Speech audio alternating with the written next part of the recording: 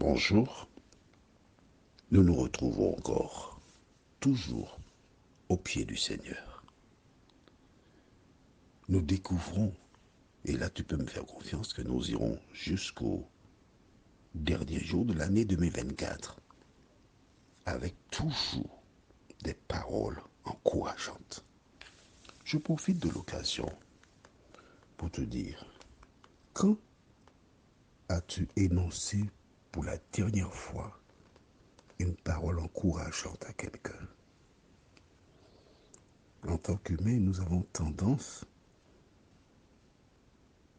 à relever le négatif et à faire des reproches. Et quand une personne fait un compliment, on a tendance à dire, oh là là, il cherche à me draguer. Mais non, mais non. Ce n'est pas parce qu'on fait un compliment à quelqu'un qu'on cherche à la draguer. Il y a des personnes qui agissent ainsi, nous sommes d'accord. Mais ce n'est pas parce qu'une personne agit ainsi qu'on doit mettre tout le monde dans le même sac.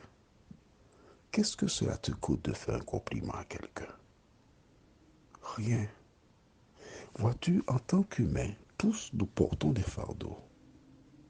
Tous nous avons des difficultés. Les personnes âgées, les personnes retraitées, avec leur petite retraite, elles ont des difficultés à joindre les deux bouts. Il m'est arrivé il n'y a pas si longtemps que cela de voir une dame âgée, bien coiffée, bien vêtue, mais simplement parce qu'elle n'a pas beaucoup de moyens. Et j'ai dit à cette dame, oh madame, vous êtes divinement vêtue et fort belle. Vraiment, merci monsieur. C'est vrai, elle était bien coiffée, bien vêtue. Il fallait voir son visage rayonnant. Et cette personne qui est là, sur elle-même, quand elle rentre, à toutes les personnes avec qui elle échange, elle dit, j'ai rencontré un monsieur qui m'a dit, qu'est-ce qui t'empêche de faire un compliment à quelqu'un sans arrière-pensée? Combien de vies seraient sauvées si nous faisions preuve d'empathie, d'attention à l'endroit de celles et ceux qui nous rencontrent? Combien de personnes se sont suicidées et des collègues après dire oui, mais j'avais bien noté que, j'avais bien vu que, mais il est trop tard. À compter d'aujourd'hui, je te suggère d'être un rayon de soleil. Oui, et d'apporter un peu de chaleur dans la vie de toutes celles et ceux que tu rencontres. C'est ainsi que nous construirons un monde meilleur. Aujourd'hui, ne craignez pas. Le livre d'Agé, c'est un livre que j'aime énormément. Il indique ce que Dieu fait pour les personnes qui portent attention au lieu de culte ou le temple. Juste avant d'entamer la lecture, prions.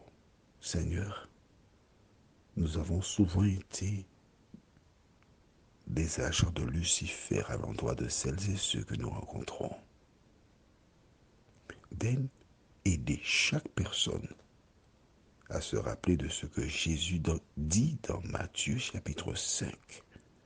C'est l'occasion pour que certains aillent lire Matthieu chapitre 5, car Jésus dit distinctement ce que doit faire chaque chrétien. Alors que nous ouvrirons la parole, cet esprit, merci de nous conduire dans toute la vérité et que nous puissions la mettre en pratique, nous t'en prions. Au nom de Jésus, pour ta gloire éternelle. Amen. Prenons la Bible au livre d'Agé, chapitre 2, les versets 1 à 9. Le 21e jour du 7e mois, la parole de l'Éternel se révéla par Agé, le prophète, en ces mots. Parle à Zorobabel, fils de Shittil, gouverneur de Juda, à Josué, fils de Jotsadak, le souverain sacrificateur, et au reste du peuple, et dis-leur, quel est parmi vous le survivant qui ait vu cette maison dans sa gloire première? La maison dont il est question ici, c'est le temple. Du reste, Jésus déclare que le temple, c'est une maison de prière. On l'appelle temple, mais c'est aussi une maison de prière. Nous continuons toujours au verset 3. Et comment la voyez-vous maintenant, telle qu'elle est? Ne paraît-elle pas comme rien à vos yeux? C'est-à-dire que le premier temple qui a été érigé par Salomon était tombé vraiment. Et aux Antilles, il y a une expression, on dit Yanshin Ponton, vraiment délabré. Et Dieu interpelle les adorateurs de l'époque. Il dit au verset 4, maintenant, fortifie-toi, Zorobabel, dit l'Éternel.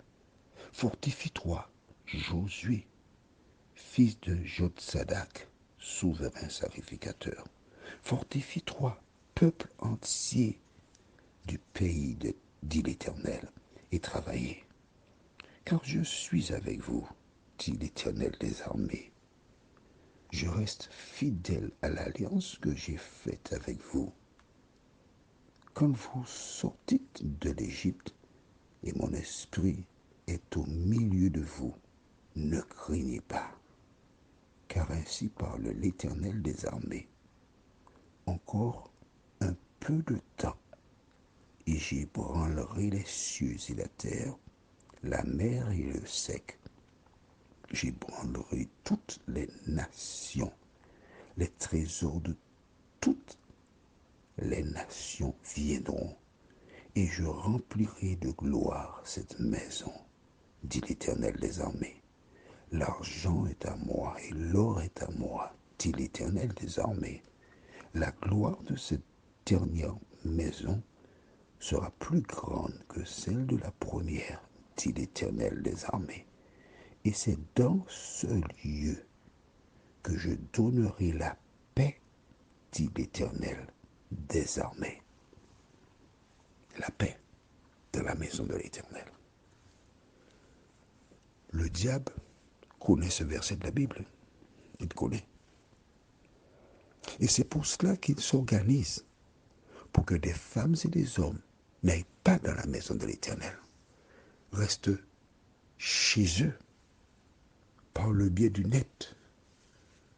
Ils ne veulent pas y aller, parce que le diable les a convaincus de rester chez eux. Or, je relis ce dernier verset, la gloire de cette dernière maison sera plus grande que celle de la première, dit l'Éternel des armées, et c'est dans ce lieu que je donnerai la paix, dit l'Éternel des armées. Alors bien sûr, tu as bien vu que Dieu a dit, je serai avec vous, je suis avec vous. Mais le dernier verset, lui, il dit que c'est dans la maison, le temple qui donne la paix. Qui que tu sois. Attention, il y a temple et temple. Il y a temple dont le lieu est consacré à Satan. Puis il y a le temple de Dieu, où le peuple de Dieu se réunit, où l'Éternel est présent. C'est là qu'il donne la paix. Tu veux la paix? Tu cherches le bonheur? Tu sais ce que tu as à faire. Prions. Merci Seigneur. Parce que nous avons la paix en toi.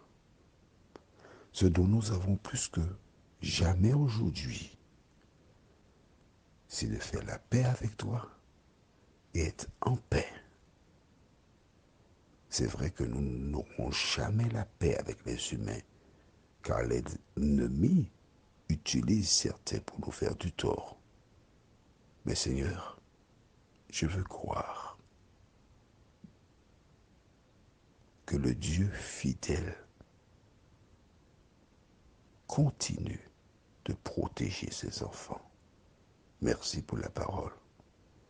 Merci pour tes bienfaits. Merci pour le salut. Nous t'avons prié au nom de Jésus pour ta gloire éternelle. Amen. Que l'Éternel continue de te bénir et de te garder. Je te souhaite une bonne journée en attendant de te retrouver demain, si Dieu nous prête vie.